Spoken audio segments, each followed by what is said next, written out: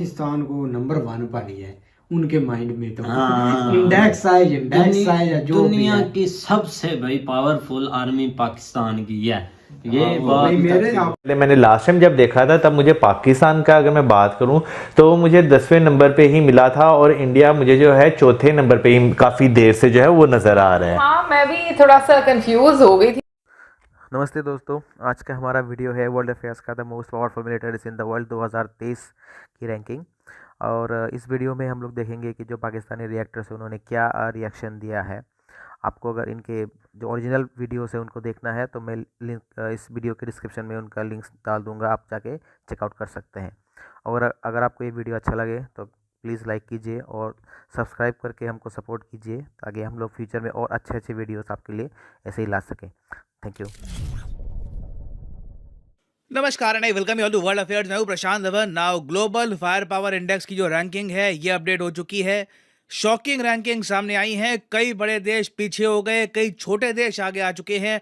Discuss करेंगे कि 2023 में the most powerful countries according to Global fire power Index क्या है। और देखो, एक स्ट्रांग मिलिट्री का होना होता है बहुत ही ज्यादा इंपॉर्टेंट हर कंट्री के लिए। ये एक बहुत ही फेमस कोट है आपके सामने ड्वाइट आइजनहावर की।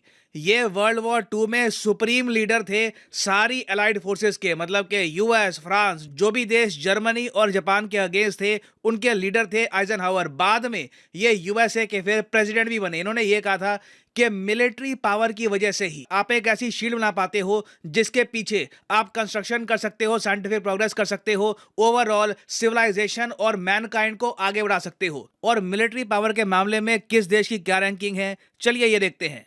ना फर्स्ट ऑफ ऑल आप देखोगे कि टॉप 4 में कुछ बदलाव हुआ नहीं है। लोग एंटिसिपेट कर रहे थे, बहुत से लोग मान के चल रहे थे कि रशिया बहुत ज़्यादा नीचे गिर जाएगा। रशिया हो सकता है कि चाइना या इंडिया की रैंकिंग के आसपास आ जाए, क्योंकि रशिया ने बहुत स्ट्रगल किया यूक्रेन वॉर में। अभी भी आप अगर इस लिस्ट में यूक्रेन की रैंकिंग देखो ना तो आपको यूक्रेन मिलेगा 15 स्पॉट पे। इंटरेस्टिंगली पिछले साल यूक्रेन की रैंकिंग थी 22nd, तो 22nd से यूक्रेन की जंप हुई है 15 रैंक पर। और रशिया एक 15 रैंक की कंट्री को भी अभी तक मिलिटरीली पराजित नहीं कर पाया है। हालांकि मुझे याद करना पड़ेगा कि यूक्रेन को सपोर्ट है बहुत सारी कंट्रीज का और बहुत सारी फाइनेंसिंग मिल रही है। तो ये सारी बातें देख के ना इन्होंने रशिया का स्थान रखा है सेकंड पर। चाइना अभी भी ओवरटेक नहीं कर पाया रशियन फेडरेशन को इस लिस्ट में। इंडिया का देखिए स्थान अभी भी चाइना के पीछे है। और यहाँ पे अभी देखिए कुछ रेडिकल चेंज हम एक्सपेक्ट कर नहीं रहे थे। जब तक इंडिया अपना डिफेंस बजट $100 बिलियन के आसपास नहीं ले जाता तब तक कुछ ज्यादा चेंज एक्सपेक्ट मत करिएगा इंडिया की पोजीशन में। इंडिया मोस्ट प्रोबेबली आने वाले लंबे समय तक रैंक 4 पे ही आपको मिलेगा। मगर इंडिया के नीचे आप देखिए मेजर चेंजेस हुए हैं। यूनाइटेड किंगडम फॉर एग्जांपल अब आ चुका है रैंक 5 पर। पिछले साल अगर मैं आपको बताऊं तो यूके की रैंक थी 8th, अब 8 से ये जंप कर चुके हैं 5th पर। ऐसा क्या रीजन है, ऐसा क्या हो गया यूके में?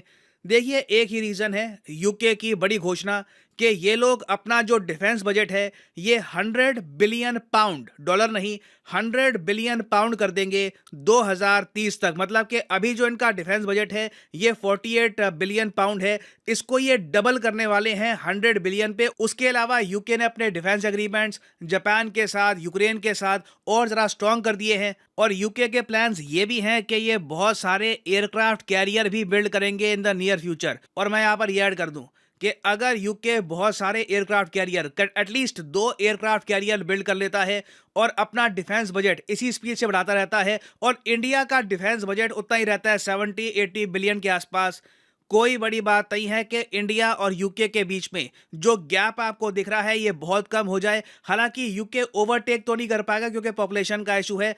इस पूरे इंडेक्स में ना देखिए पॉपुलेशन को दी जाती है बहुत ही ज्यादा इंपॉर्टेंस कि एक देश की आबादी कितनी है, कितने लोग वहां पर एनलिस्ट कर सकते हैं मिलिट्री के लिए। तो यूके वैसे ओवरटेक नहीं कर पाएगा मगर इंडिया की रैंकिंग के बहुत करीब आ जाएगा। जो ओवरऑल स्कोर है इंडिया और यूके का ये बहुत ज्यादा करीब आ सकता है। फिर रैंक 6 पे कोई बदलाव नहीं है, आपको मिलेगा साउथ कोरिया और फिर पाकिस्तान। ये है सबसे बड़ा शौक। एक्चुअली मैं ट्विटर पे देख रहा था, कई लोग जो इस इंडेक्स को फॉलो करते हैं ये काफ़ी शॉक थे पाकिस्तान की रैंक देखकर कि पाकिस्तान पहली बात तो पिछले साल रैंक 9th पे था। रैंक 9th पर ही देखकर पाकिस्तान को कई लोग काफ़ी शॉक थे। मगर हाल ही में जो डेवलपमेंट्स हुई हैं उससे अब पाकिस्तान रैंक 7 पे आ चुका है। अब आप कहोगे मगर कैसे? पाकिस्तान रैंक 7 का मतलब यह है कि ये इंडेक्स कह रहा है कि पाकिस्तान फ्रांस से ज़रा स्ट्रांग है, पाकिस्तान जापान से ज़रा स्ट्रांग है, टर्की से, ब्राज़ील से। How is this possible? देखिए यहाँ पर इन्होंने 3 चीज़ों पर फोकस किया है। पहली बात तो ये कि पाकिस्तान की आबादी इस वक्त लगातार इंक्रीज कर रही है, तो इनके पास एक बड़ी आबादी है जिसको ये कन्वर्ट कर सकते हैं कल को सोल्जर्स में, मिलिट्री पर्पस के लिए यूज कर सकते हैं। उसके अलावा हमने ये भी देखा है कि चाहे पाकिस्तान की अर्थव्यवस्था जैसी भी हो, जो भी प्रॉब्लम आए, आर्मी एक बड़ा शेयर अपने लिए निकाली लेती है। हाल ही में पाकिस्तान ने अपना जो डिफेंस बजट है ये 11% इंक्रीज कर लिया। 11% एक मैसिव हाइक होती है, स्पेशली एक ऐसे टाइम में जब आपके देश में लोगों के पास खाने पीने के लिए भी ना हो। उसके अलावा देखिए हमने ये भी नोटिस किया कि पाकिस्तानी आर्मी सिर्फ एक मिलिट्री इंस्टीट्यूशन नहीं है, ये लोग कंप्लीटली अपनी कंट्री को चलाते हैं, गवर्न करते हैं। पीएम कौन होगा, प्रेसिडेंट कौन होगा, कौन कहां पर बैठेगा, ये पाकिस्तान का आर्मी जनरल 1 घंटे में चेंज कर सकता है। जो इमरान खान का केस हुआ रिसेंटली, जिस तरीके से पाकिस्तान की आर्मी ने बिल्कुल उठाकर फेंक दिया इमरान खान को, फिर एक जो नया लीडर है वो बिठा दिया। देखो कहने को सब कुछ पार्लियामेंट के हिसाब से हुआ है, सीट्स बदली हैं वगैरह, मगर पाकिस्तानी आर्मी की डोमिनेंस सबके सामने थी। तो एक ऐसा इंस्टीट्यूशन जो पाकिस्तान की पूरी गवर्नमेंट को कंट्रोल करता है, तो मतलब कि पाकिस्तान का जो बजट है ओवरऑल, उसका एक बड़ा चंक चाहे तो पाकिस्तानी आर्मी और निकाल सकती है। अगले साल ये लोग चाहे तो पाकिस्तान का डिफेंस बजट 20% और कर सकते हैं इंक्रीज, इनको कोई नहीं रोकने वाला। तो जो अथा पावर है पाकिस्तानी मिलिट्री की, स्पेशली पाकिस्तान की आर्मी की अपने देश में, अनकंट्रोलेबल पावर, उसी की वजह से पाकिस्तान को एक बड़ा बम्प मिला है और पाकिस्तान आ चुका है रैंक 7 पर। हाँ, यहाँ पे आप एक ये भी क्वेश्चन रेज कर सकते हैं कि क्या यूएसए का जो अब मिलिट्री सपोर्ट फिर से ओपन हो चुका है पाकिस्तान के लिए, तो क्या इससे भी पाकिस्तान को हेल्प मिली है?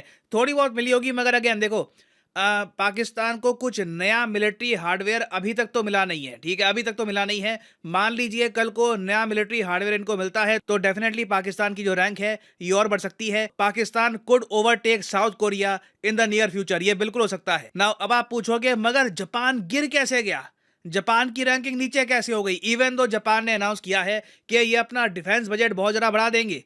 देखिए जापान की प्रॉब्लम बहुत ही बेसिक है। जैसे मैंने आपको बताया था, इस पूरे इंडेक्स में ना आबादी को बहुत ही ज़्यादा इंपॉर्टेंस दी जाती है। यूक्रेन का केस आप अगर ले लो, 4 करोड़ की आबादी का देश है। 4 करोड़ आबादी कम नहीं होती, बहुत सारे लोग होते हैं 4 करोड़। और यूक्रेन की आबादी ने बड़ा रोल प्ले किया है उस कंट्री के डिफेंस में। तो जापान का केस ये है कि इनकी आबादी लगातार कम होती जा रही है। 12 करोड़ के आसपास की आबादी है, लगातार हर साल इनकी आबादी डिप हो रही है और पॉसिबिलिटी है कि 2030-40 के आसपास इनकी आबादी 10 करोड़ या 11 करोड़ के आसपास पहुंच जाए। It is very much possible. और देखो प्रॉब्लम सिर्फ ये नहीं है कि इनकी आबादी कम है, इन्होंने जो पॉपुलेशन डेवलप कर ली है ना, उनका कोई इंटरेस्ट नहीं है मिलिट्री में एनलिस्ट करने को। यहाँ पर आप देख पाओगे जापान मिसाइल्स तो डेवलप कर रहा है, मगर मिसाइल सब्स्टिट्यूट नहीं होते मैन पावर के। अंत में आपको सोल्जर्स चाहिए, आपको देशभक्त चाहिए, आपको ऐसे नौजवान चाहिए जो बिल्कुल आर्मी में एनलिस्ट करना चाहते हैं, देश के प्रति उनके मन में जज्बा है।